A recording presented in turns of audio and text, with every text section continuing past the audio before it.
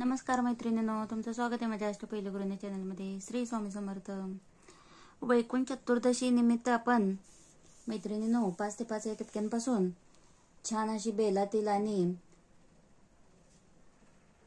त्रिशूलातील शिवलिंग बघणार आहोत. त्याच्यासाठी मी 5 टप्पे देऊन घेतलेले आहेत आणि उभे 5 टप्पे देऊन घेतलेले आहेत. तर आता आपण रांगोळीला सुरुवात करूया. सुरुवातीला मी हे शेवटचे 5 जे टप्पे दिसत आहेत ते एकमेकांना असे जोडून घेणार आहे. त्याच्यानंतर त्याच्या वरच्या बाजूला आपल्याला समांतर परत एक रेष ओढून घ्यायची आणि ती आपल्याला अशी गोलाकारात जोडून घ्यायची. आता आपल्याला वरचे हे जे 3 टप्पे दिसत आहेत ते पण आपल्याला जोडून घ्यायचे आहेत.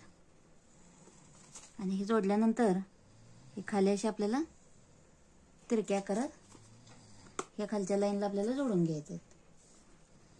परत ह्या 3 लाईनीच्या वरती आपण एक सरळ रेषा परत ओढून घ्यायची. ती थोडीशी ह्या तिरक्या लाईनपेक्षा थोडीशी मोठी करायची, अगदी नकळत.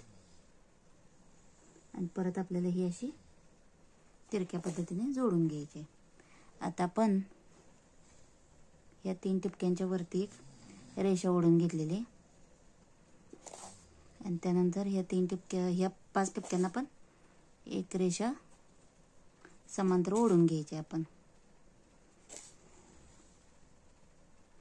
आता ह्या बाजूला आपण असा गोलाकार काढून घ्यायचा आहे आणि ह्या बाजूला आपण असा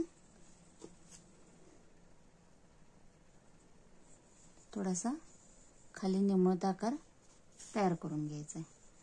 त्यानंतर इथून आपल्याला आता ही अशा पद्धतीने जोडून घ्यायचं आहे आपल्याला. म्हणजे आपला हे शिवलिंगाचा तळातला भाग आता आपला तयार झालेला आहे. त्यानंतर आपण आता वरती हे जे 2 टप्पे दिसत आहेत ते एकमेकांना जोडून घ्यायचे.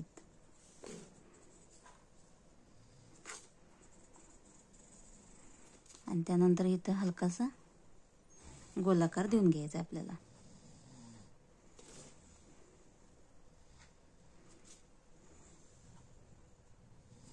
आता इथं मी एक रेष ओढून घेत आहे. त्यानंतर इथं आपल्याला आता बेलाचं पान तयार करून घ्यायचं आहे.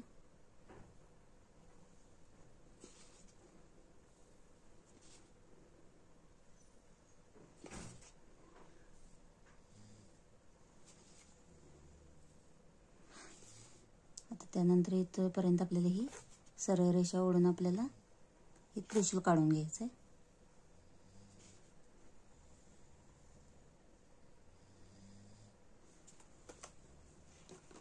आता आपण यामध्ये रंग भरून घेऊयात. आता आपण यामध्ये खाली बेसला आणि पूर्ण शिवलिंगामध्ये आपण आता काळा रंग भरून घ्यायचा आहे.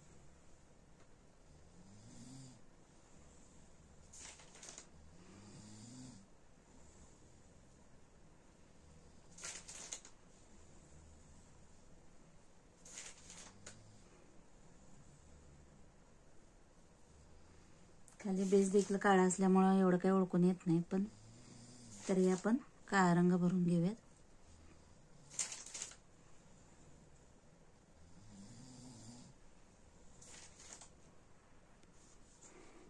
वरती देखील आपण आता काळा रंग भरून घ्यायचा आहे.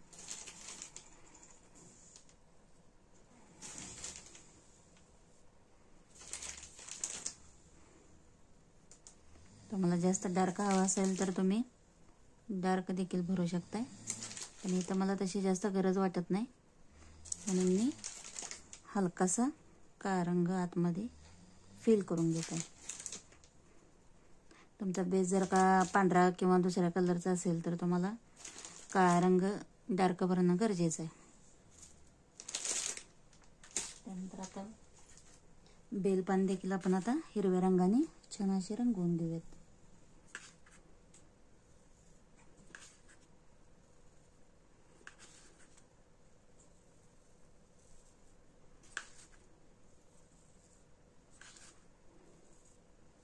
ही रांगोळी तुम्ही सोमवारी देखील काढू शकता. प्रत्येक सोमवारी, शिवरात्रीला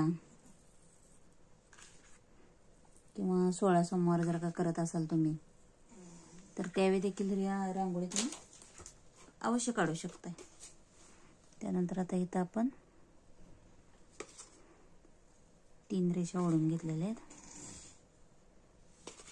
आणि त्यानंतर आपल्याला अशी चंद्रकोर इथं काढून घ्यायची, अर्ध चंद्रकोर. त्यानंतर मी थोडासा केशरी रंग देत आहे.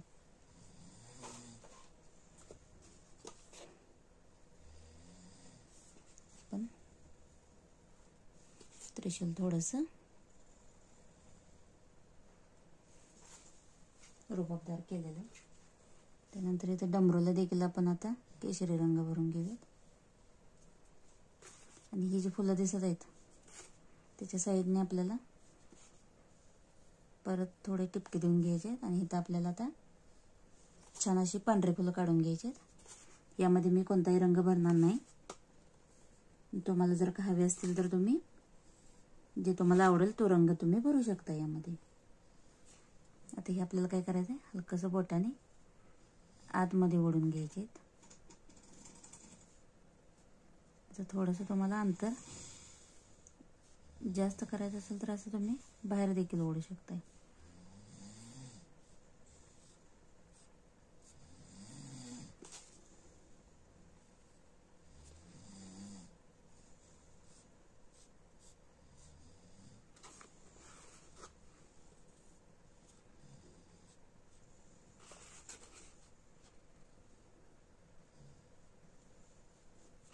हलकंसं याला आपण आता देठ काढून घेतलेले.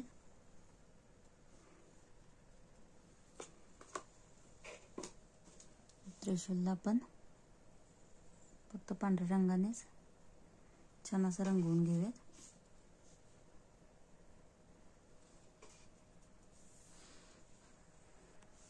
आपण थोडा देठाचा आकार वेगळा करून घेऊयात.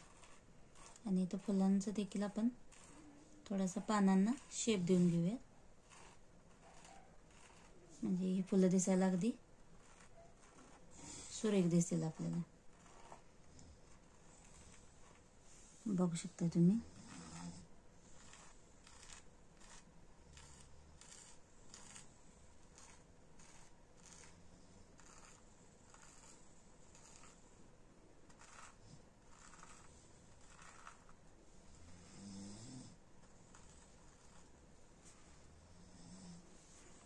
यामध्ये देखील मी अशी रेष ओढून घेते.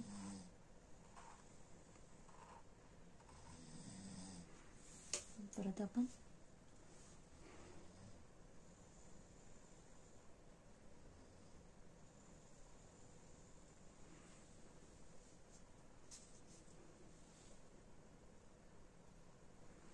तर मैत्रिणींनो, व्हिडिओ कसा वाटला? व्हिडिओ आवडल्यास नक्की व्हिडिओला लाईक करा, शेअर करा, सबस्क्राईब करा.